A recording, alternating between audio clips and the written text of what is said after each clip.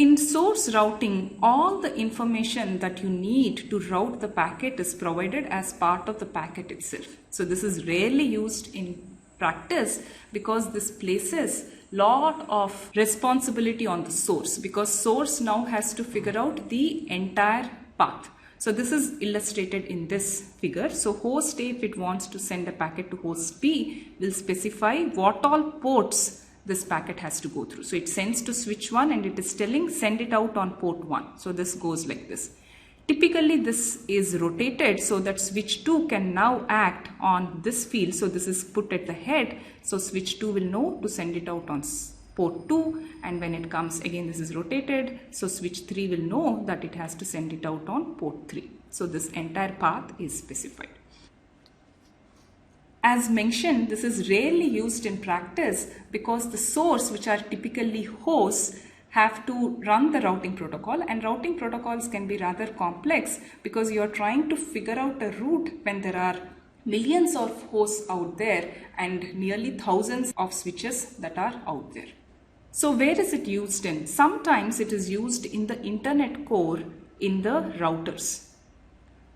So for example, in this case, there are multiple paths in this fashion. So this is all these are routers, and this is the internet core, and when you are getting packets from this router, you may want to send it on this path, and when you are getting packets on this router, you may want to send it out on this path. If you want to enforce such a path, for example for load balancing purposes, you need to specify the path to take, and this is done through source routing. I have already mentioned that the source needs to determine the route. This is not practical in many situations. Another characteristic of source routing is that the header can be variable. Why is this the case? Depending on the destination, the path that you are going to take may vary.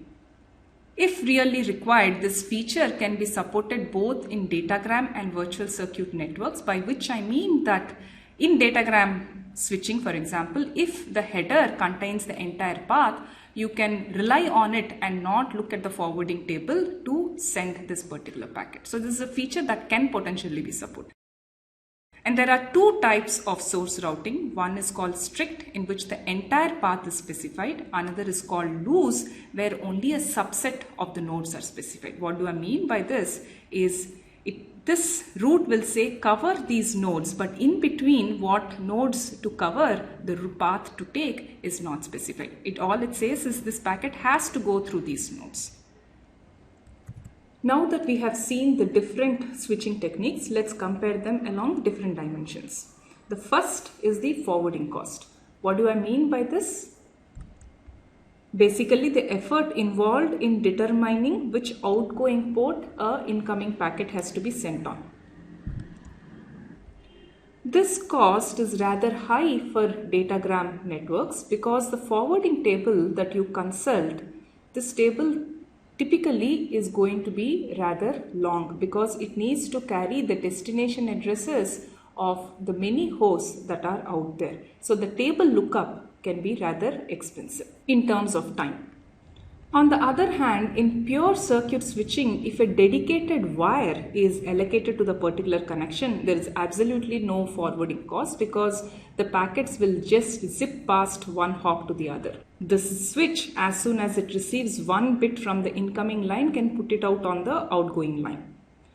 In virtual circuit switching, this cost can be very low because you are now going to look only at the connection table.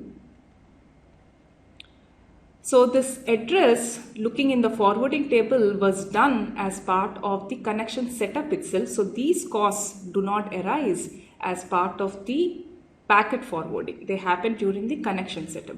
During packet forwarding, you just look at the connection table.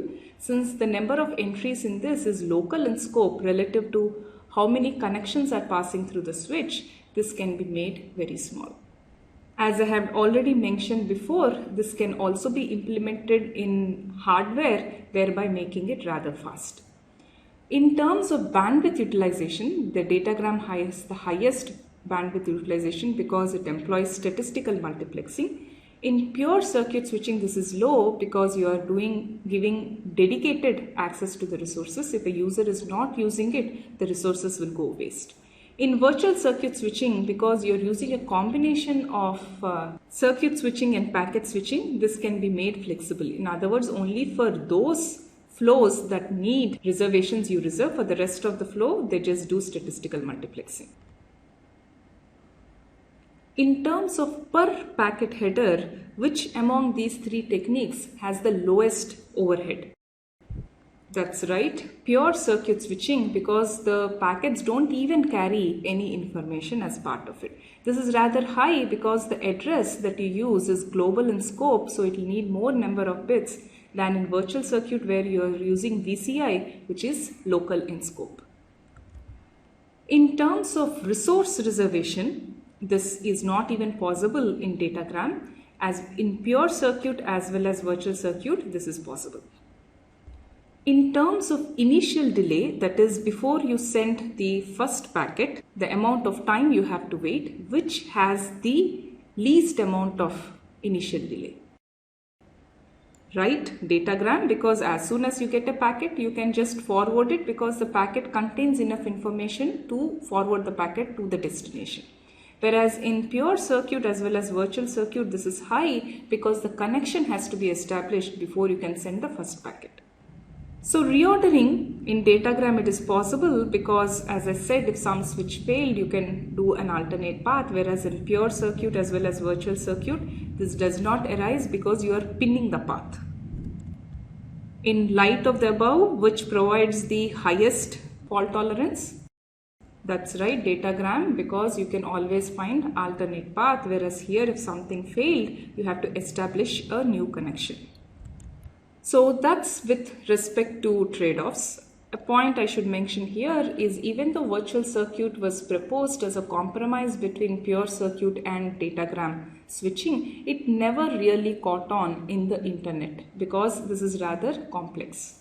So to this day, there isn't really that much support for real-time applications in the internet, but this is an ongoing research area.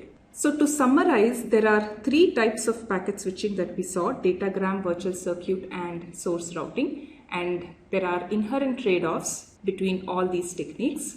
All this is theory. Up ahead, we will see how this theory is applied in practice in the Ethernet standard via Ethernet switching.